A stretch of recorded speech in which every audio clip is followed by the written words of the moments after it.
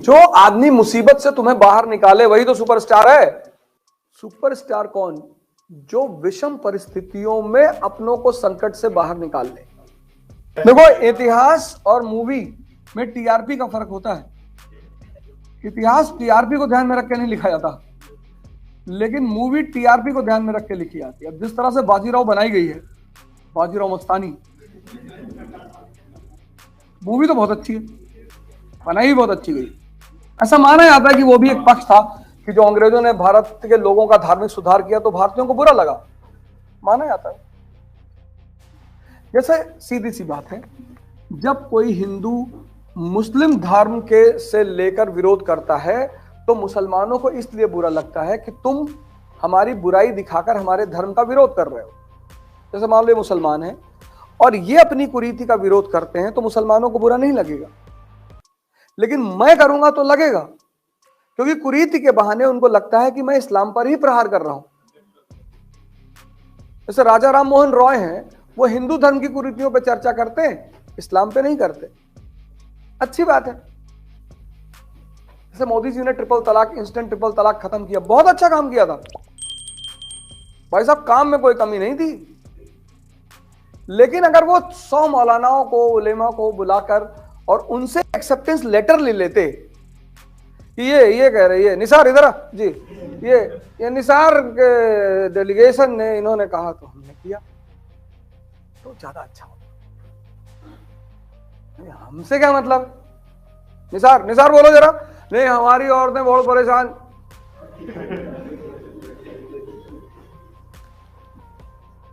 अब एक तो करेला ऊपर से नींद चढ़ा, मोदी के ऊपर उतने वैसे ही लोग शंका करते हैं कि मुसलमानों के खिलाफ है, उसमें से इंस्टेंट ट्रिपल तलाक। तो काम भले ही अच्छा है, लेकिन उसको अच्छे के दृष्टिकोण से नहीं देखा गया, उसको इस्लाम पर हमले के दृष्टिकोण से ही देखा गया। ऐसा नहीं कि पहले सारे मुसलमान इस देश के मर्सिडीज पे चलते थे कि मोदी ने आके सबको बर्बाद कर दिया, मोदी जी ने मुसलमानों के पीछे पड़ गए हैं। तो 2014 से पहले मर्सिडीज पे चलते थे। नहीं, आरएसएस की वजह से मुसलमान बर्बाद हुआ। आरएसएस की वजह से 1206 से 1707 मुसलमान शासक रहा इस देश में। 1858 से 1947 तक अंग्रेजों ने मुसलमानों की ही बात मानी। 1950 से 2014 तक प्रो मुस्लिम गवर्नमेंट रही। किसी की हिम्मत थी मुसलमानों कुछ कह दे? इस 7 साल में मुसलमान भिखमंगा हो गया और हिंदू सब अरबपति हो गए। जीएसटी बढ़ा तो उस पर हिंदुओं को ज्यादा परेशानी हुई। हमारी सारी पेमेंट वाइट में है और इनका नाम शकील है, ये मोटर बनाते हैं, गाड़ी, ये कहते भैया हम तो कैश में ही लेंगे। ये सब कैश में लेते हैं, हम सब चेक में लेते हैं। इनको जीएसटी ही नहीं देना, इनकम टैक्स ही नहीं देना। शकील ज्यादा मजे में है। तुम्हें जो गाड़ी के मैकेनिक है, ये कहां कैश में पैसा, चेक में पैसा लेते हैं? ये सब तो कैश लेते हैं। तो फंसे तो हम ही। तो मोदी जी ने कहा हो जा जी, गाना गाओ वंदे जी जी, पैसा मत देखो सर, वो 18% मत देखो, देखो मैंने पाकिस्तान पे स्ट्राइक कर दिया जी। फिर जैसे ही मैं पलटा 18 की तरफ, बोले ये देख 370 हटा दिया जी जी, बहुत बढ़िया सर, बहुत बढ़िया, 18 मत देखना। वो हमें 18 की तरफ देखने ही नहीं देते। हम जैसे ही सोचते हैं 18 देखे, वो कुछ कांड कर देते हैं। हमारा ध्यान कांड पे चला जाता है, हम बड़े खुश हो जाते हैं कि बहुत बढ़िया भाई साहब, यही तो चाहिए था।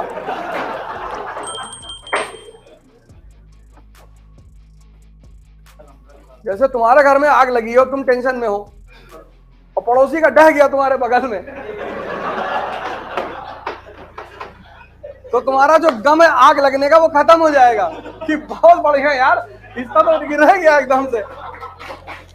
तो हमारे साथ ये काम हुआ, ये काम हो रहा है हमारे साथ। हमारा में तो आग लगी है, नहीं वो ढहा ही दिया। उसको लगाए, तभी तो बाबा जी कहते हैं बुलडोजर मंगाएंगे और बुलडोजर मंगाएंगे। तो वो इसी फॉर्मूले पे काम कर रहे हैं। तुम्हारे आग लगी है, उधर क्यों देख रहा है, बगल वाला देख सब जमीन पे चला गया। तो और मजा आ रहा कि बहुत नेता बन रहे थे देखे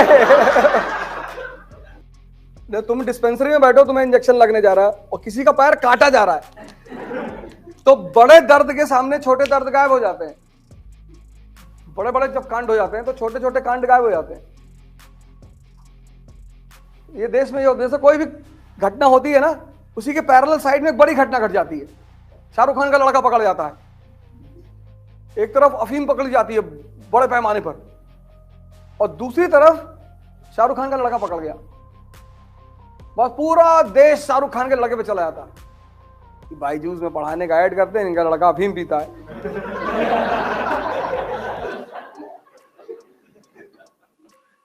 अब वो जो अफीम पकड़ी गई 5,000 टन, इसी को कहते हैं डाइवर्जन ऑफ माइंड। आदमी का दिमाग घुमा दो, उसको मुद्दे की तरफ देख नहीं मत।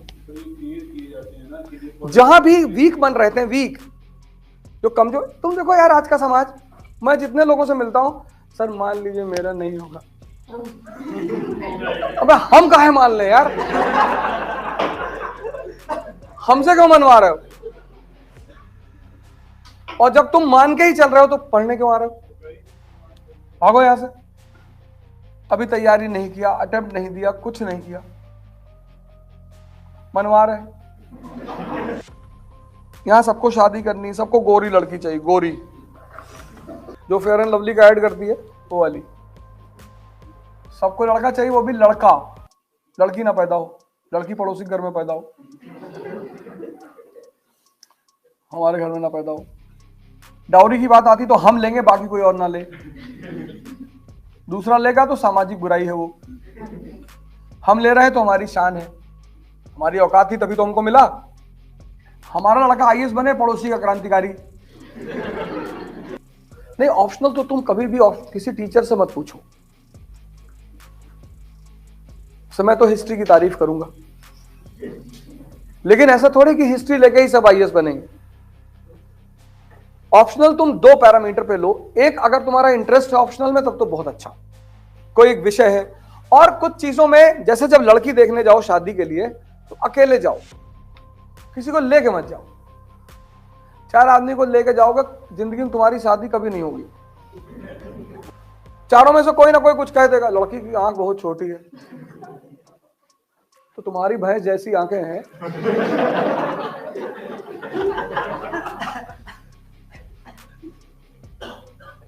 18 साल के बाद नेता, ऑप्शनल, पत्नी, ये सब खुद चुननी चाहिए। 2 पैरामीटर है, एक इंटरेस्ट, जैसे PSIR है, पॉलिटिकल साइंस, तुम्हारा इंटरेस्ट है तो क्यों पूछ रहे हो यार किसी से, क्यों? जाओ पढ़ो चुपचाप। अब सेकेंड बात ये होती है कि तुम्हें टीचर अच्छा मिल जाए। कोच जो होता है ना, वो तुम्हारी मेहनत को कम कर देता है। जैसे अर्जुन की जो लड़ाई है महाभारत में, उसको कृष्ण कम कर देते हैं। तो भीष्म पितामह सामने आते हैं तो कहता अर्जुन, कृष्ण कहते हैं टेंशन मत लो यार, हम बताते हैं कि इसमें कैसे क्वेश्चन आएंगे, शिखंडी को लाके खड़ा कर दो, हो गया काम। बस इतना ही काम कोच का है, वो तुम्हारी लड़ाई को आसान बना देगा, लड़ेगा नहीं तुम्हारे लिए। तो एक तो इंटरेस्ट, और दूसरा उस ऑप्शनल में अगर अच्छा टीचर मिल जाए तो मजा आ जाए।